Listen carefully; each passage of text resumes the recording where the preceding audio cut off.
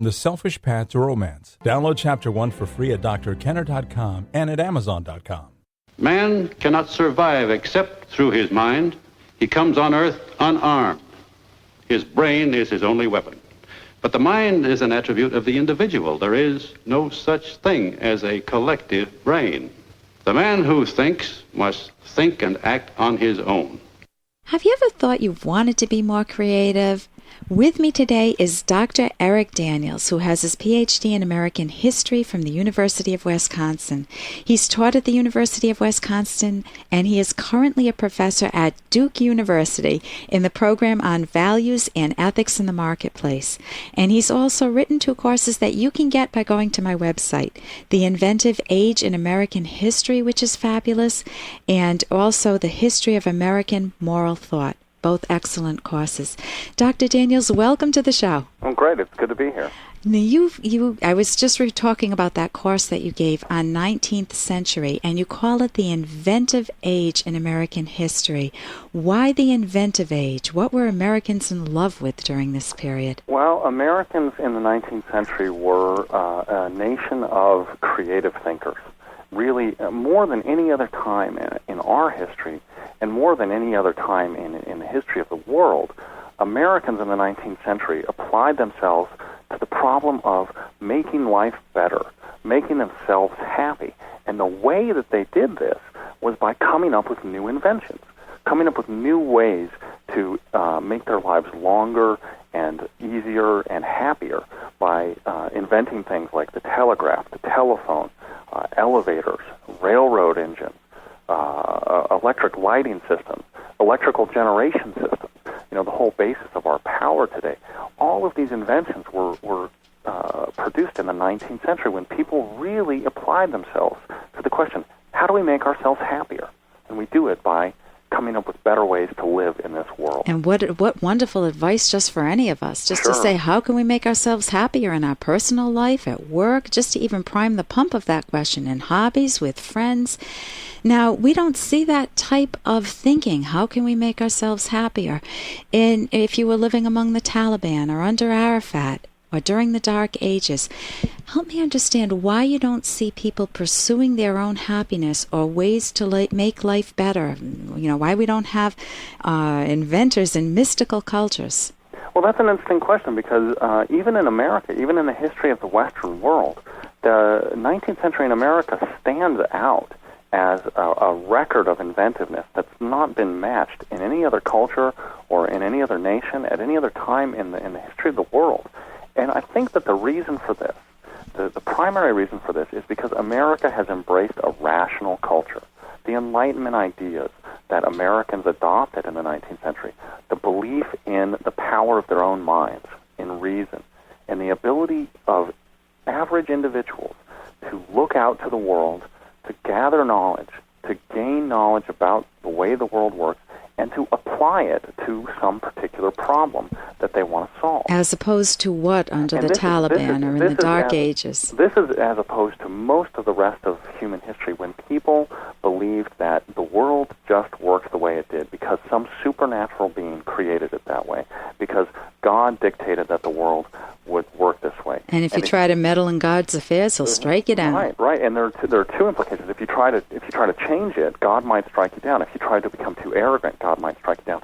Or if you need something, instead of solving the problem for yourself, people in mystical cultures will turn to that supernatural being through prayer or through incantations, and they'll try and get them to do something to the world to make it better.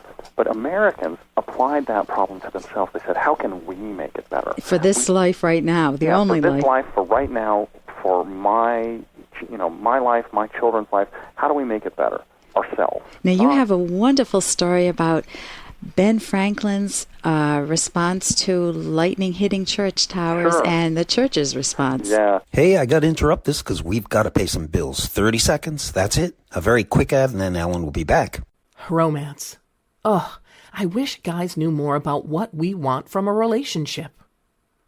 Boy, I wish I knew more about what I want. Where's that ad I saw?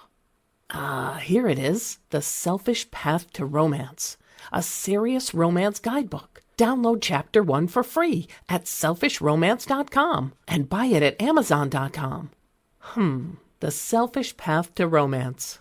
That is interesting. Now, you have a wonderful story about Ben Franklin's response to lightning hitting church towers and the church's response. Yeah, well, it's an amazing story. Ben Franklin is a great example of American inventiveness, really one of the first examples in the 18th century. Even though we know him as a diplomat and a politician, Ben Franklin was an enormously important inventor in the field of electricity. And in some of his experiments, Franklin had demonstrated that lightning was electricity. A lot of people at the time didn't realize it. And in doing some experiments, he wanted to find ways to protect human beings from lightning. And he did this by inventing the lightning rod, a way of drawing off the power of lightning and directing it into the ground to make it safe. And he did this because lightning was burning down buildings, whole sections of cities. It was killing people regularly during storms. And one of the things that Franklin did in inventing this lightning rod was that he spread the knowledge about this throughout the world at the time.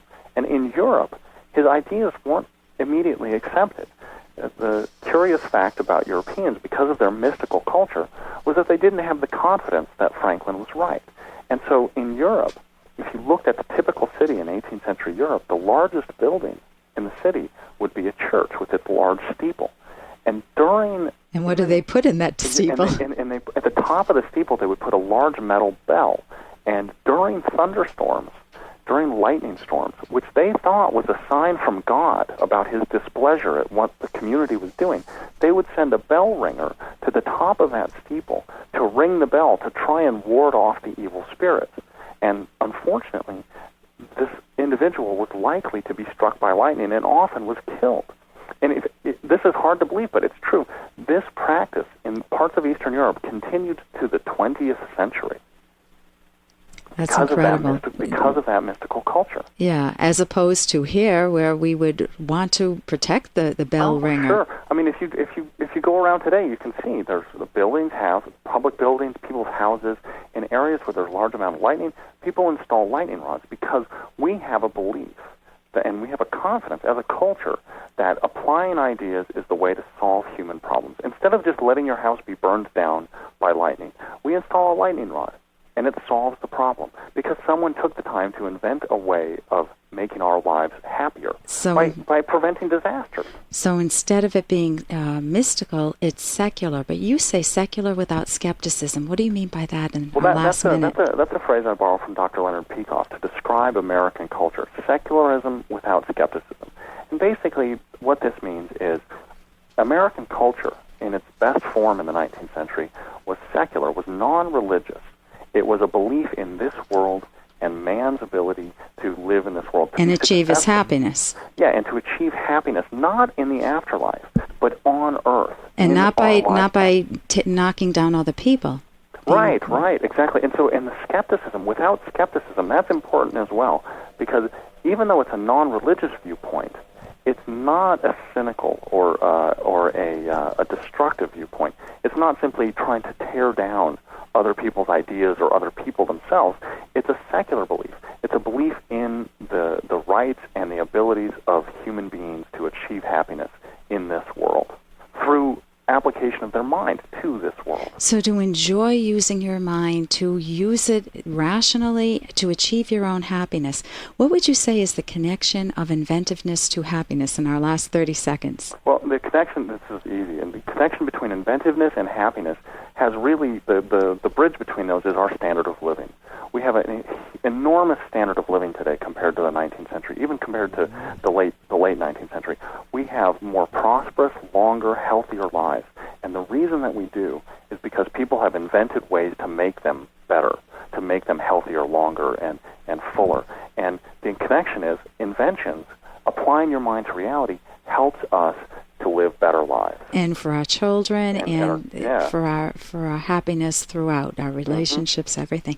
I want to thank you so much for joining us today, Dr. Daniels. It's been a pleasure. I hope you'll be back again soon. I appreciate it. It's good to be here. For more Dr. Kenner podcast, go to drkenner.com and please listen to this ad. Here's an excerpt from The Selfish Path to Romance, the Serious Romance Guidebook by clinical psychologist Dr. Ellen Kenner. Here is an example of two people with a similar sense of life discovering each other.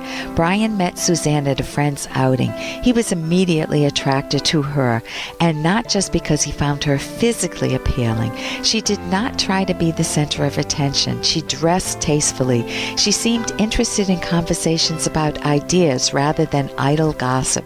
It didn't bother her when people disagreed with her views. When Brian talked with her, she looked at him directly. He saw no hint of fear, only curiosity about what he had to say. Brian, an independent thinker with genuine self-esteem, felt an emotional bond with Suzanne. He felt he might have met his soulmate. However, Brian properly remained cautious. He knew he needed to get to know her better. You can download Chapter 1 for free by going to drkenner.com, and you can buy the book at amazon.com.